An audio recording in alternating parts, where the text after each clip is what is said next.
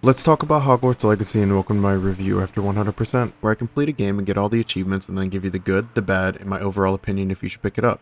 I'll be going over things like the story, the open world aspects, the 4 houses and how it affects the main game, the enemy factions and types of enemies in the game, the difficulty, combat and gameplay, skills, potions, progression system, the breeding system, the equipment system, and I'll be finishing up with the price of the game.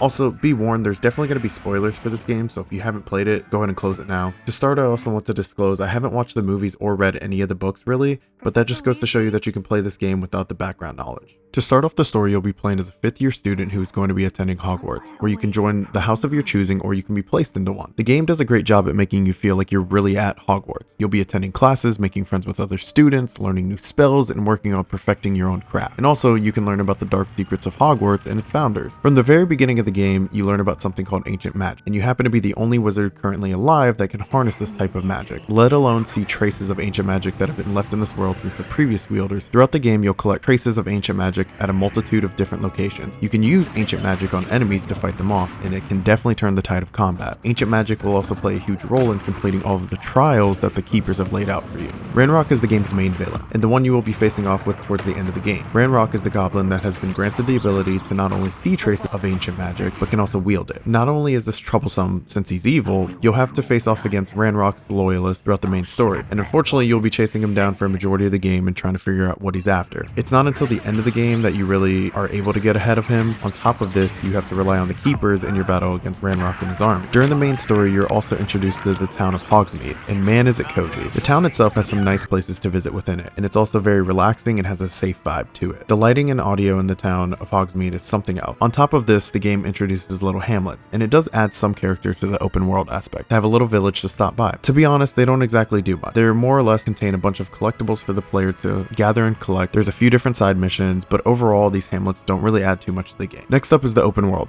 and for me, I'm a big sucker when it comes to open world games, wanting to explore every single inch of the world and try to find everything there is before advancing the main story, because I don't want to miss any. To start off, there is so much to explore in the School of Hogwarts, with multiple different levels and secrets. Not only that, the design of it is honestly amazing, and it looks so nice. Having other students wandering the halls and attending classes can really just make it feel like you're attending school yourself. Much like the design of Hogwarts though, Hogsmeade is no different in the beauty of its design. The only flaw of this being that the area you have to explore is so much smaller and has a lot less interaction, but that doesn't take away from any. Going out into the open world, there is so much to explore within the game. There are different vaults and caves. The game even offers different things like bandit camps and even areas that are infested with monsters or creatures for the player to take on and fight. Not only that, but there are different animals for the player to save from the potential poachers out in the world, which leads to breeding, but I'll talk about that later. The open world also offers a multitude of other side objectives for the player to explore and complete, whether it goes from doing Merlin trials or completing broom trial races or even collecting the ancient magic traces throughout the world. If you're going for the full completion of the game, you will have to find time to complete all these different tasks. Just don't forget to take a moment to admire the beauty of this game. Now, if you know about Harry Potter and you know about the 4 different houses, when creating your character, you are approached with picking your house, or even being given the house based on the answers you give to the sorting hat. This choice doesn't really affect the way the game is played out, or change any of the major story content within the game. The only thing that it's going to change that you may notice is the initial quest that will lead you getting into the map chamber. Some cosmetic items may also change, but at the end of the game it will also determine which house wins the cup based on who you selected. But at the end of the day, this pick can be purely a role-playing choice, since there's no other major changes to it. The game has a decent variety of different enemies for the player to face off throughout it. For example, you will be going up against the Ashwinders, Poachers, and Ranrock's loyalists. However, my only issue with these 3 different groups is the enemy types within them. There isn't exactly a crazy amount of variety. Basically, once you have seen all of the variations of enemies, that's it. There's nothing more to it. So by the end of the game, it can feel a bit old fighting the same different enemy types over and over again.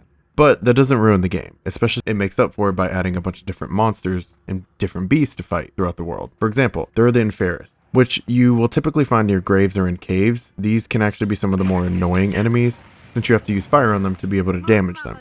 However, once you learn how to do this, it becomes much easier. Other monsters throughout the world are venomous and thornback spiders, different types of mongrels, trolls. You will definitely see almost every different enemy and enemy type, since there is actually an achievement that requires the player to use ancient magic on every enemy type. The biggest thing when it comes to changing the difficulty is the amount of health and damage the player takes and the amount of health the enemies have and the damage they take. However, if you pick a lower difficulty, it does add indicators on the screen for you to push to perform the correct counters during combat or dodges. If you were to pick something like story mode, system. This is purely if you are focused on the main story and don't exactly care for the combat. But the hard difficulty does get rid of those indicators and it does become much more of a challenge. But sometimes the most difficult thing about the hard difficulty was the more time it took to actually defeat an enemy and how little damage you actually did. The combat for this game is fairly decent. However, there can be some moments when it doesn't feel as fluid as one would want it to. There can feel like there's a delay in the casting of the spell, or even sometimes when trying to use a regular attack. This is definitely not something that is game breaking or gonna ruin your opportunity to play this game, or make someone not want to play it at all. One of the major reasons I enjoy the game is how it offers multiple different ways to complete the combat. Now, I know this is typical style for RPG games, but I still enjoy it in Hogwarts Legacy regardless. You have access to a plethora of different spells within the game, whether it be a combat spell or a support spell. The game also even allows players access to a plethora of different curses that they can use in combat. The game just really can make you feel like a powerful wizard, especially when you know how to perform different combinations of spells where you can levitate an enemy the entire fight. The stealth during the game can be a little lackluster, as there really isn't much to it. Since all you do is perform a spell that makes you essentially vanish and you walk up to the enemies and press a single button, this can honestly make some of the combat sequences extremely trivial. Even though I personally love when a game has stealth within it, I have to say I tried my best to avoid it at all times in this game. On top of that, the game offers different ways to traverse and get around the map. You're able to obtain a broom, which in my opinion was the best method for traversal. You're also able to obtain high wing, which is a hippogriff, and can be another method of flying across the map. And there's also a mount that you can use on foot. When it comes to the talent system, there's a bit that goes into it, meaning it has 5 different categories that include spells, dark arts, core, stealth, and the room of requirement. Within each of these categories, there are different talents that the player can unlock. However, you are limited to only being able to unlock 36 of the 48 different talents within the game. Some of these categories of talents can be absolutely game changers. For example, in the spells category can mainly focus on providing more AoE damage and making your support spells hit the targets around the ones that you are focused on. The dark arts talent tree focuses on allowing you to provide curses to different enemies in different ways, such as when you use your counter attack, it provides a curse to them. But also, this category does provide some increases in the actual curse spells within the game. Next up is the core talent category. This will allow you to have access to increased heals from potions, additional spell sets, so you can have different combinations of spells, allows for even an additional dodge that is called Swift, which really can be a game changer when it comes to traversal and also combat, along with some other different things within that talent tree. Lastly, there's the stealth and room of requirement. Now, with both of them, they don't have a crazy amount to them, but they are fairly simple. The stealth tree really just allows you to sprint while crouching and take out multiple different enemies at a time, which is why I said earlier in the video why the stealth can make it extremely trivial in a fight. The room of requirement tree does a bit more than the stealth, since it does actually make your potions a lot better. For example, you can actually make the range and damage of Thunder Brew potion greatly increase, but it also makes the plants you have access to in the game a bit better as well. With all of that, it's going to lead us more into the potion side of the game. And depending on the difficulty you're playing on, these can definitely change the whole dynamic of the game. There's a total of 5 different potions you can mainly use in combat, excluding the heal potion. And the nice thing is about the game, you can use multiple different potions at the same time. It doesn't just limit you to only being able to use one at a time. All the game does to stop you from spamming potions is there's a cooldown in between using them and a limit on how many you can carry at one time. The game took a unique approach when it comes to the leveling system or the progression system, and it's honestly something I didn't realize until I finished my first playthrough of the game and I was going for all of the achievements. While trying to achieve max level, which is level 40, you actually have to have a set number of challenges to complete throughout the world. These can range anywhere from completing quests to the number of enemies you've taken out of a certain type, or the completion of time trials and also popping balloons throughout the world, or even the completion of the Merlin trials. To achieve level 40 and technically max out your character, you have to complete 100% of the challenges. Let me tell you, this can be absolutely time consuming and really not worth it unless you are going for 100% completion of the game. By the time I completed the main story of the game, I was roughly level 32, which meant I needed to spend more hours going back and attempting to complete everything I missed. Some of the challenges you can complete while finishing the game, but honestly, a few can be super tedious, like beating a set number of trolls. And it's not because it's difficult because of their trolls, it's difficult because the spawn rate of the trolls and the lack of them within the world. Overall though, it is a unique system